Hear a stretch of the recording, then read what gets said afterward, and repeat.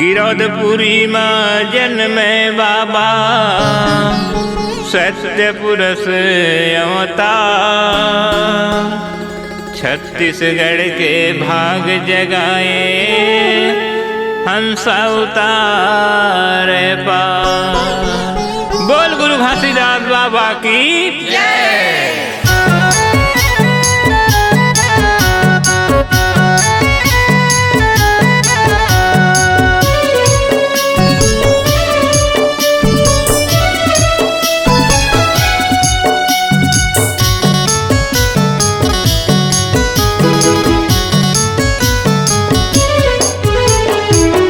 दिन के लाला तोर जय होवेगा, मांगू के दुलारा तोर जय होवेगा।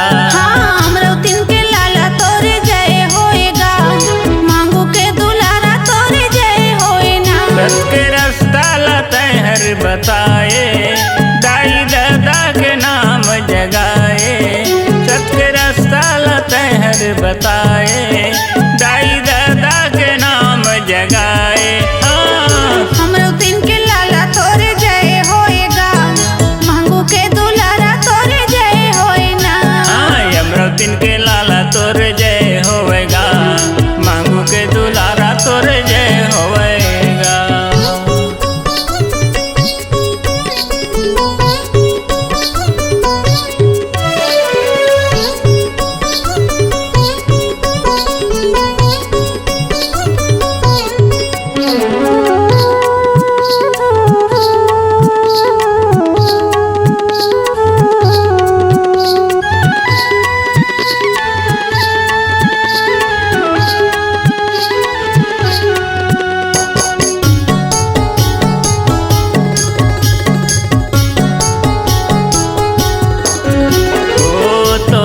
खातिर जानिन बाबा सीता महंगू दातला।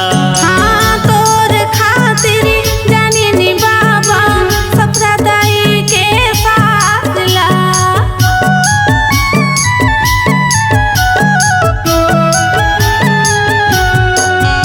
ओ तोर खातिर जानिन बाबा सीता महंगू दातला।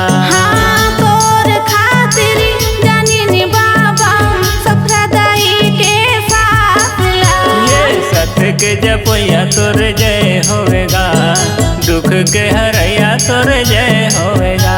हाँ, हमरो दिन के लाला तोर जय होएगा, मांगू के दुलारा तोर जय होएना।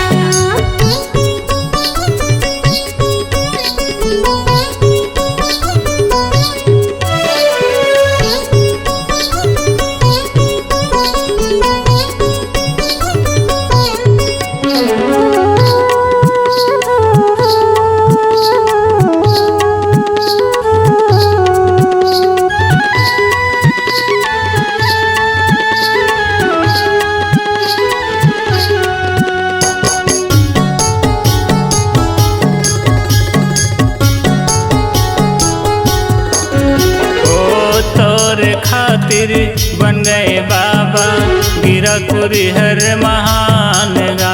हाँ, दर्शन खातिर हाथे गा बाबा सबके बनते भगवान गा।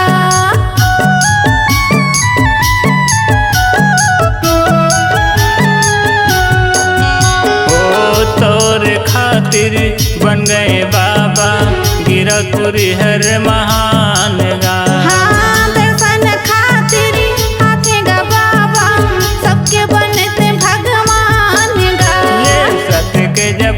तोर जय होवेगा, बिनती के सुनैया तोर जय होवेगा।